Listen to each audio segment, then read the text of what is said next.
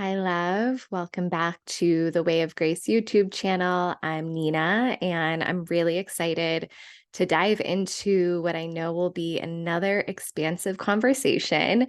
If you didn't check out the last conversation on devotional desire, I highly recommend you going back to that video because what we're talking about today is essentially stacking upon that conversation. So you can go back there maybe later, after this, before this, whatever feels best, but it will all come together if you listen to both conversations.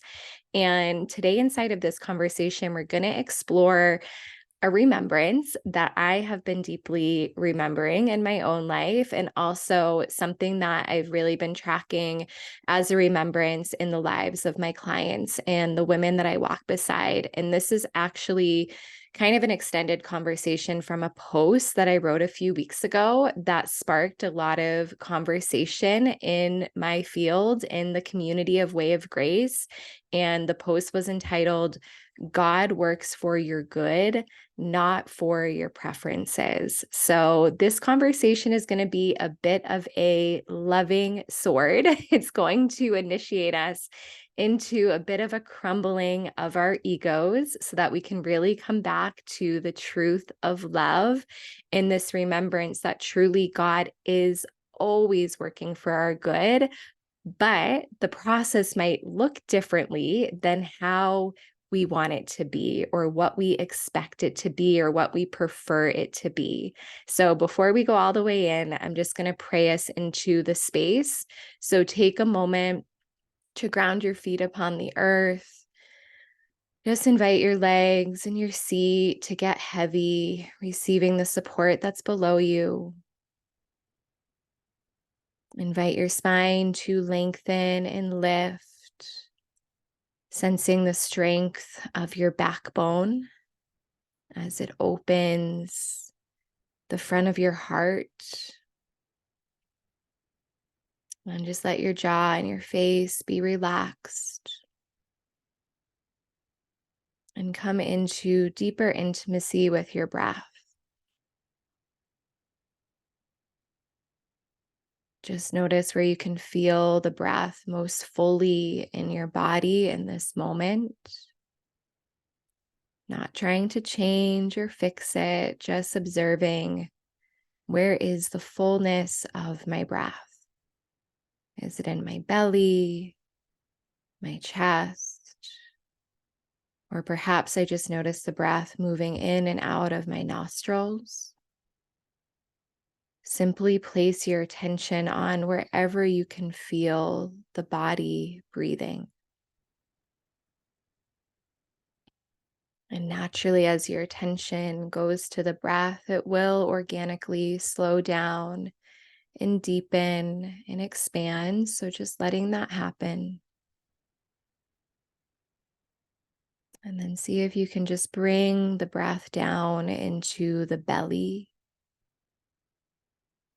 allowing the inhale to swell in the space of your womb, expanding the breath from behind the navel.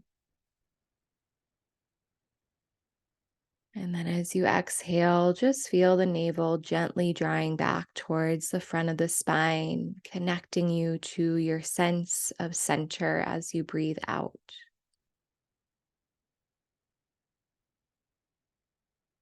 And just letting this be slow and spacious.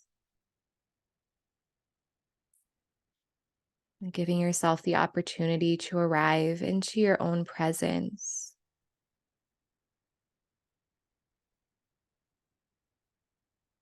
And then let the breath rise from your belly up into your heart. And maybe open the mouth, exhale, big audible sigh, relaxing your shoulders and grounding even more fully into your root, your seat. And dear God, I thank you for gathering us in this space today. May the women or humans listening receive exactly what they're meant to receive from this conversation. And God, may I simply be a vessel for your love, your heart, your grace, your glory, your wisdom, and your truth. May we remember that we are your cherished and chosen daughters. May we trust that you are making everything beautiful in its time. And may we know that you are always working for our good, even if it goes against our preferences. May we know that you are always resurrecting a miracle through our mess, and that our brokenness is simply an opportunity for revival, that you are always moving your glory through our story and using our stories for the fullness of your glory itself. May we trust and rest not only in our own faith, but in your faithfulness, knowing your goodness, your magnificence, your boundless grace, and your unconditional love. May our hearts continue to posture to you and be immersed in the fullness of love that you so want to bless us with and wrap us in. In Jesus' name, amen. And just take a nice deep breath, again, allowing the breath to rise from your belly up into your heart. And big breath out. Maybe taking a moment to wiggle or shake and just settle your presence and attention fully into this space. And all you need to bring here is an open mind and a curious heart. And yeah, we're just going to explore this conversation on God working for our good, not for our preferences. And I'm going to read something that I wrote as a part of this post to kind of just set the tone for the conversation. And again, just receive this through your body, not your mind. Just take some deep breaths. And I wrote, your relationship with God will ask you to yield your will to thy will, to trust in God's timing over your own timing, inviting you to hand over your control and honor God's holy vision, requiring you to release your grasp on certainty and rest in the magnificence of the mystery, encouraging you to surrender your expectations so God can actually move a miracle. This process catalyzes a holy crumble for your ego so that you can be liberated in the expression of your eros. God's ways are beyond our ways, and He is truly making everything beautiful in its time. It's up to you to stay open to what God is trying to orchestrate. It's up to you to stay open to what God is trying to orchestrate. And this is something really beautiful to witness in yourself, to just ask yourself, how do I respond when things don't go my way? Am I able to stay open and receptive and in trust?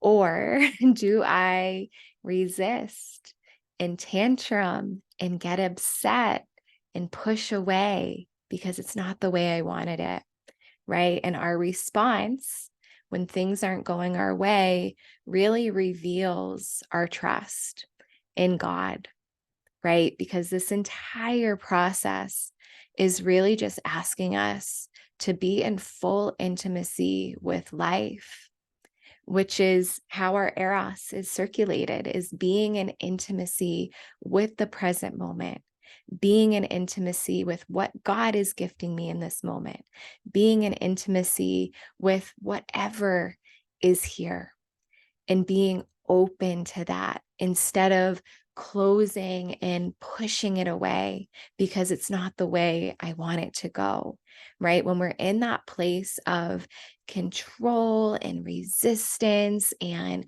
again, just tantruming and just trying to, bypass or push against whatever life and God is trying to penetrate us with, we're in our ego. and we're not in the truth of love, right? And my friend Jen, I love this so much. She says, ego is where you're edging God out, where you're pushing away his provision, where you're not allowing yourself to be fully receptive to life, to the experience at hand, to the moment, and to be able to allow whatever the moment is to catalyze you into your fullness and into the woman that God has designed you to be.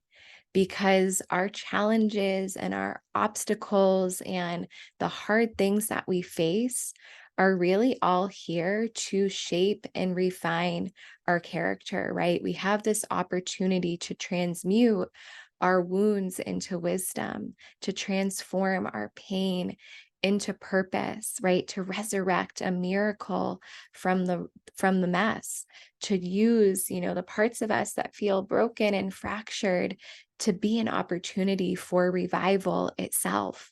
But it's our choice, right? To be in our pain body and spiral into our stories, or to move from power and sovereignty and truth, right? It's our choice to be dragged into our victimhood or pulled forward into victory. That is a choice moment to moment, to be open or to close, right? To let life obliterate you or to resist life and push it away. And this is, again, a big piece of our feminine process, because the feminine is designed to be penetrated, to receive, to metabolize the fullness of life, right? We have this beautiful creational power and potency in us in which we can circulate and transform and transmute and transfigure so much energy into beauty. And as women, we're designed to hold a lot of sensation. Just think of the process of birth, right? Through labor, we quite literally dilate and expand and open, right? So that beauty can come through. We can really widen into just this immeasurable frequency of sensation itself. So we have the power to do that as women, and our feminine journey is one that asks us to do that, because our journey as women is nonlinear. It is multidimensional. It does not go on this singular trajectory. It is a process of life, death, life. It is climbing up the mountain, coming down to the valley, trekking up the mountain again. I always say it's this beautiful sacred spiral that's just bringing you into even more depth with your own heart, body, and womb. This is the process of descension. We're not here to rise up and ascend. We're here to go down and in, to touch this essence of matter, mother, matrix, soil, the wellspring of wisdom that exists from the holy waters of our womb, right? And it's here that we find God. So the journey is not, analyzing and, getting logical and stimulating the mind so much, but it's about feeling. It's about feeling, being here with the present moment, with sensation, with our hearts, with truth. So, what I'm going to speak to in this space as we explore this together, um, might shake different parts of your system, because it might touch upon these places that you've witnessed in yourself. Like, where do I resist and close off to life and God's provision, and maybe what He's trying to bless me with, because it's not the way that I want it. And in this, I'm just inviting us into grace and love and compassion and forgiveness. I'm going to do a whole YouTube on forgiveness, because forgiveness is foundational to expand into our feminine fullness. We have to learn how to forgive ourselves and forgive others and pour love and grace into, what we've deemed as our darkest places, and learn to grow flowers in those places. So I'll have a whole other transmission on this, but I'm just asking you to just hold yourself in love, right? And to not make yourself wrong or where you've done it wrong or, where I, created this thing and blah, blah, blah. We're just coming back to the heart here. Okay. So God works for your good, not for your preferences. And I just want to bring a few examples forward of, maybe some things that you can relate to in your own life of seeing where, again, maybe God was working for your good, but it was going against your preferences and expectations at the time. Because we have to remember too that God's provision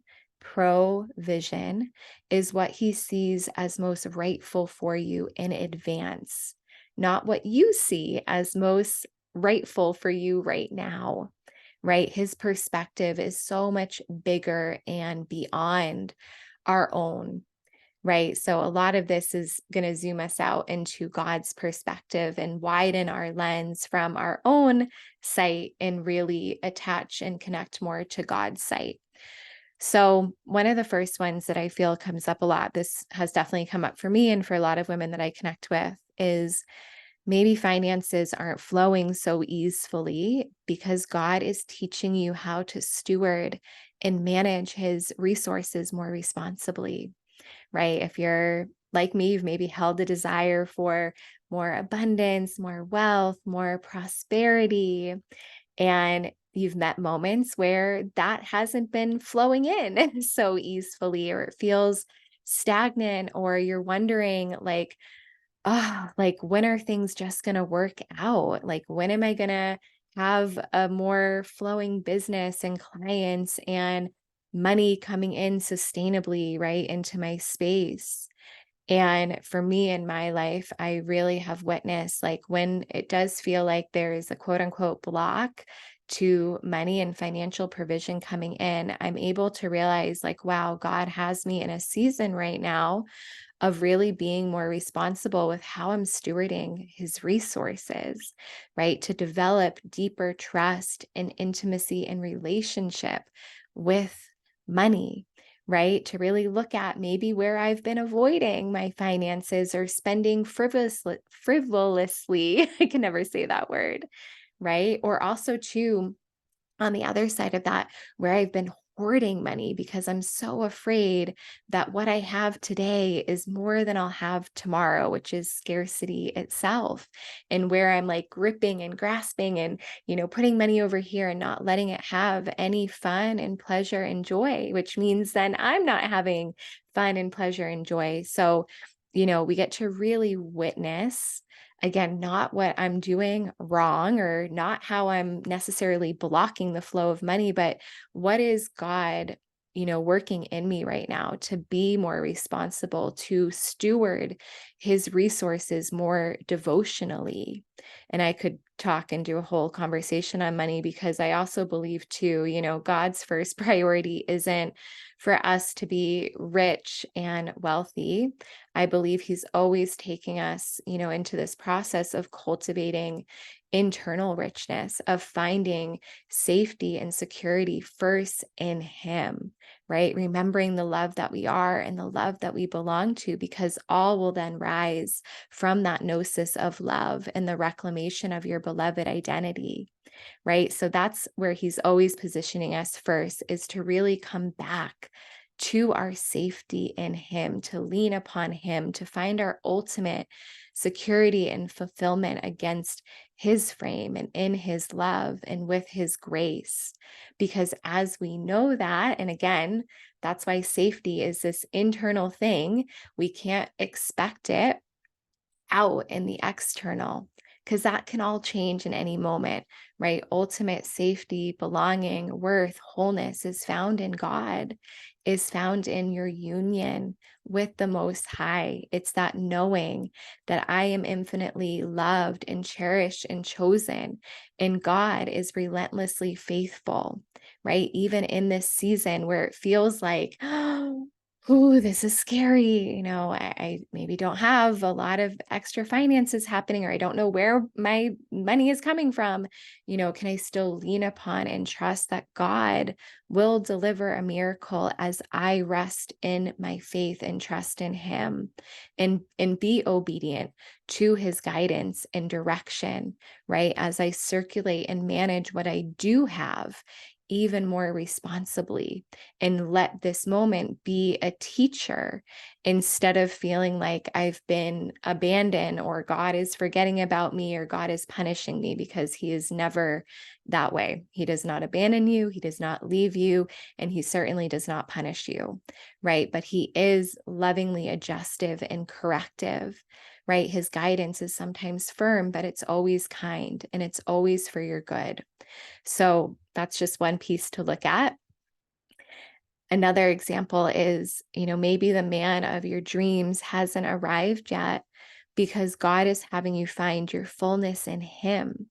So you don't sabotage love when it comes knocking at your door, right? This journey to union is first a journey to cultivating inner union with your heart and with God, right? It's anchoring again your worth, your wholeness, your belonging, your safety in Him. It's finding your heart in God's heart, and it's letting your heart be so hidden in God's heart that a man has to pursue God to find you. That's a quote by Maya Angelou that I didn't say word for word, but I just love it so much.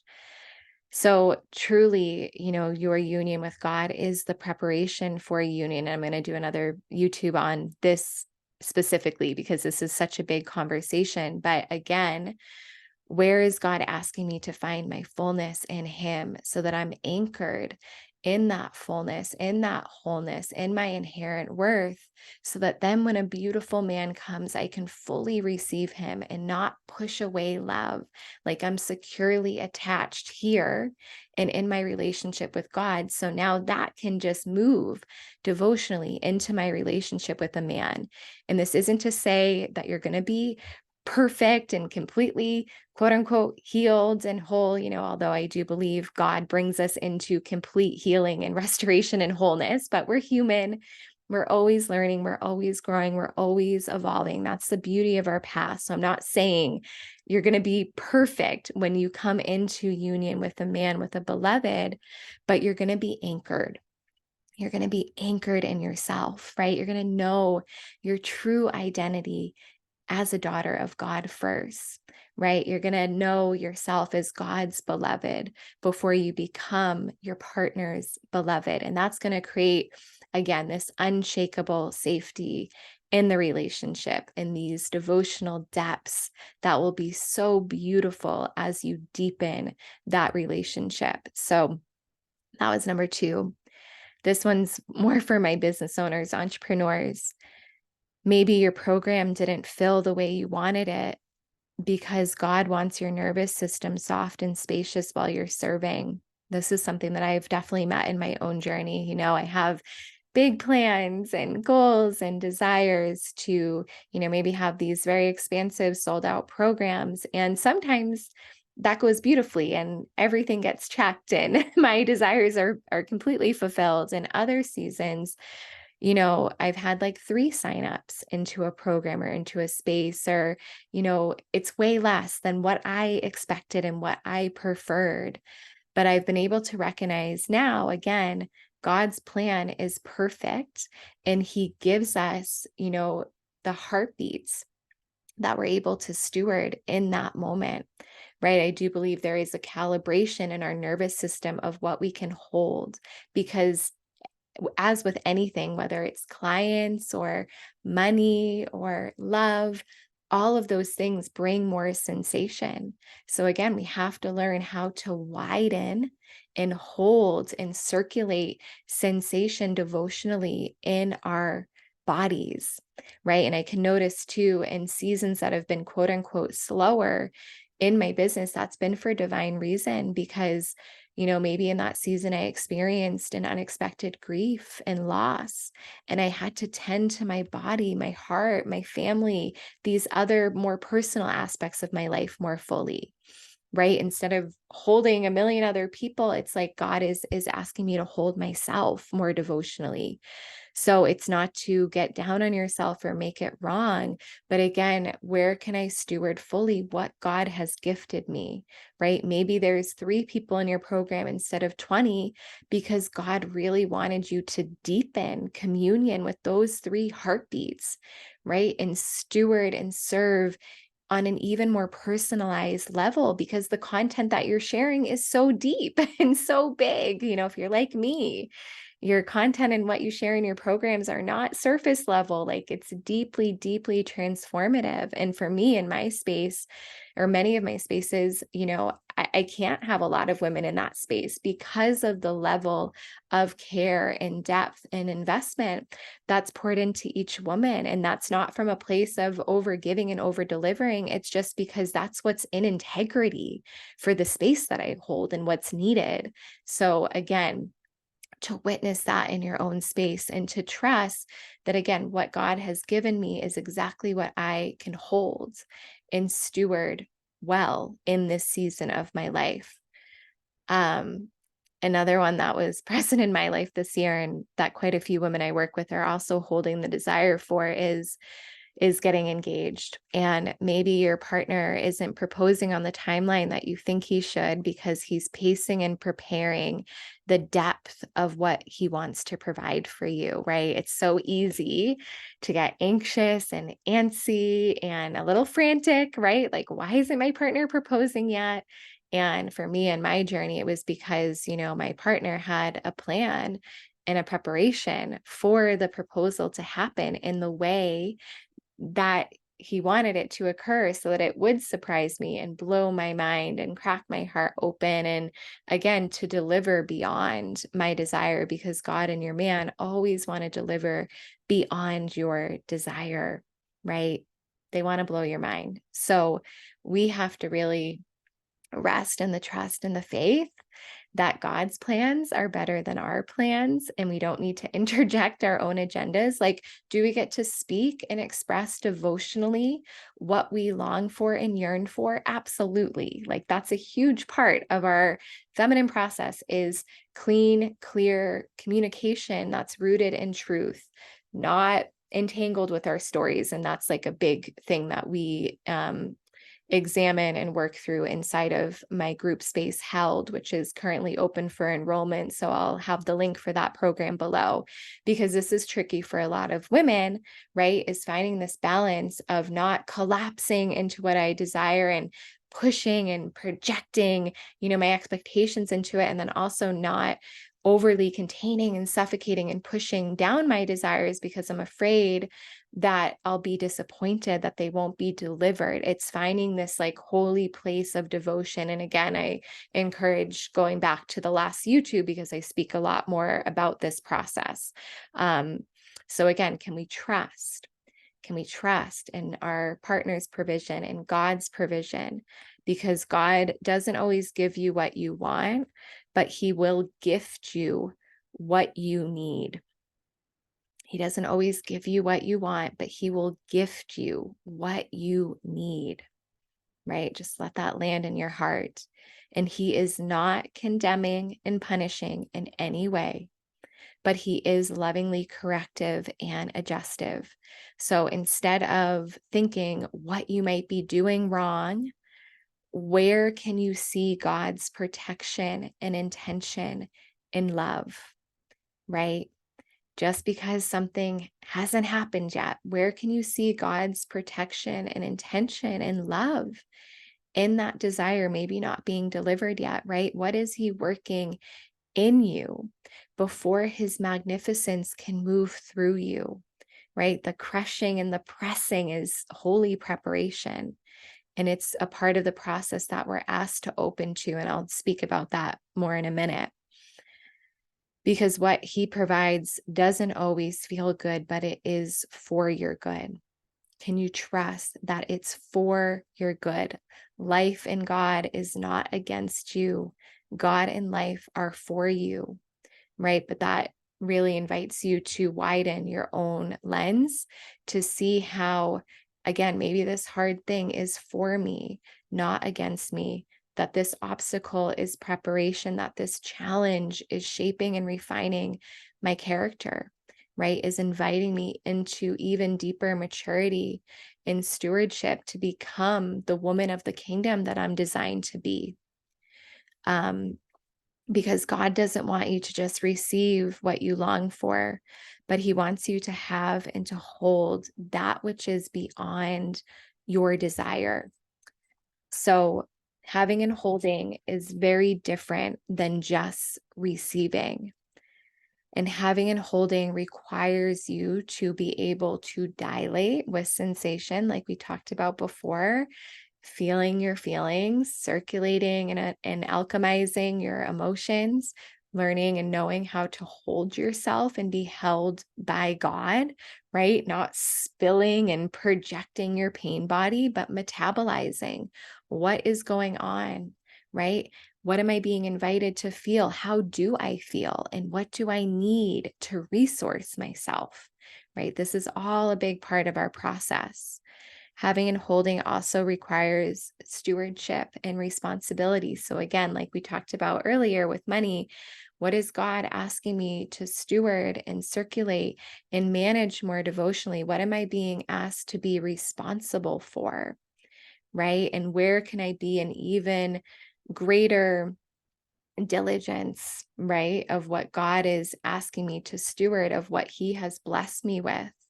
How can I manage and circulate that energy even more devotionally?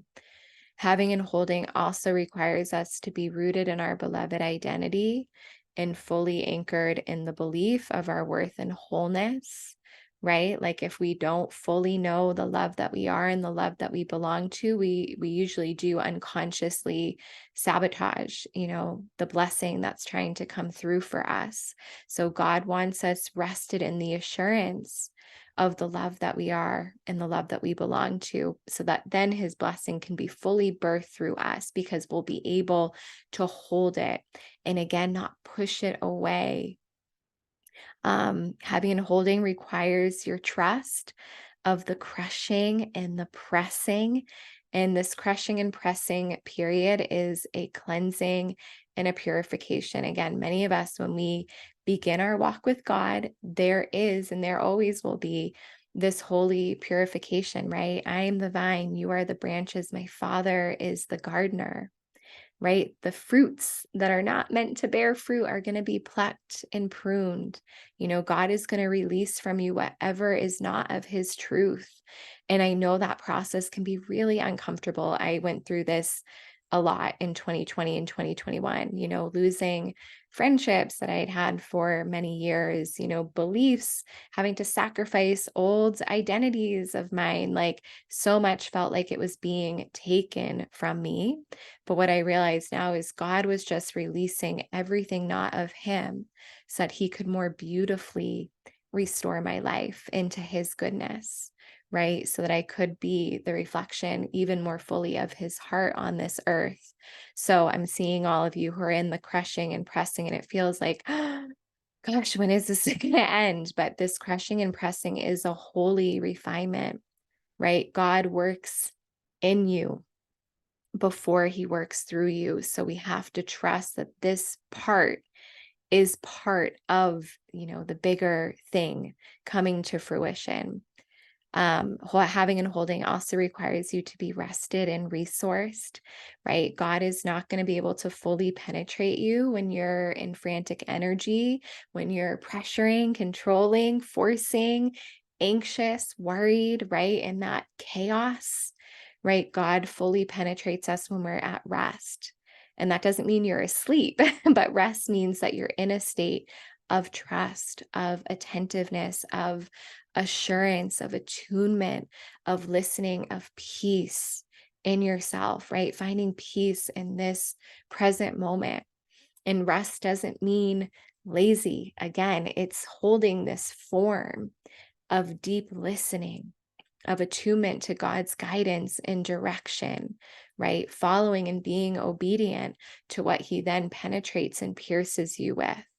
But again, that state of rest is being tethered to God's peace, right? The peace that passes beyond all understanding. This is why we're not meant to lean upon our own understanding, but we're meant to lean upon God's understanding, God's peace, right? That's what settles us through any storm. Having and holding also requires spaciousness. So again, we can't have and hold the fullness of the blessing that God wants to, gift us when we have no space, when we're busy, distracted, and again, in that chaos, that restlessness, right? Because if we don't have spaciousness, we can't be fully present in thankfulness and gratitude and reverence, right? To hold that blessing fully and devotionally. And having and holding requires your reverence, right? Reverence is the pathway to more, right? We have to be able to find gratitude for what is here instead of, again, going into our anxiety of what is not yet, right? This is part of good stewardship. It's like, where can I have praise for the beauty that's here right now instead of, wishing what needs to be. So finding wholeness in this moment and really holding fully and devotionally the beauty that is right now in this breath, to really recognize the blessings that God has already handed me, to really witness and hold evidence for where He's been faithful in your life, right? Where He's already been so faithful. Because God multiplies through your peace, right? He multiplies through your peace. So God works for your good, not for your preferences. And if you're going through a time that it seems like, things aren't going your way, I'm just going to ask you to witness how you're responding to that.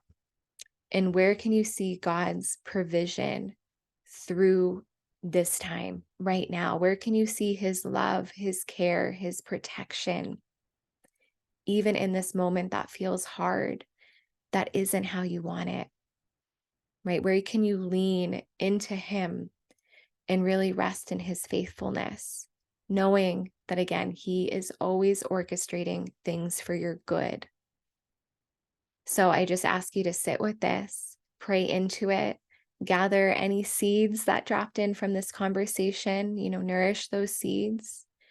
And I love hearing your reflections and questions and revelations. So don't hesitate to reach out, drop a comment, DM me on Instagram. If something sparked in you through this conversation, I really love receiving your heart.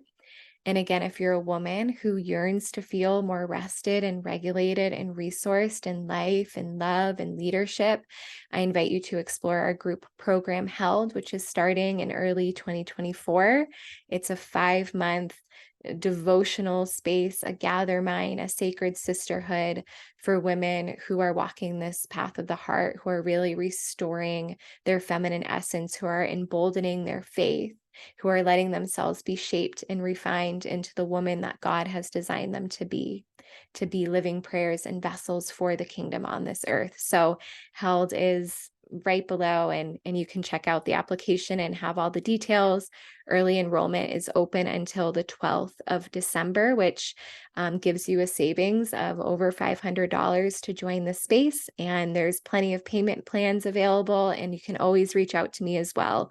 If you're in a season that you would be supported by deeper financial support. I always have like 1 or 2 partial scholarships that I offer for the space. So don't hesitate to reach out to me if you feel the pulse of that program and in joining the space with us.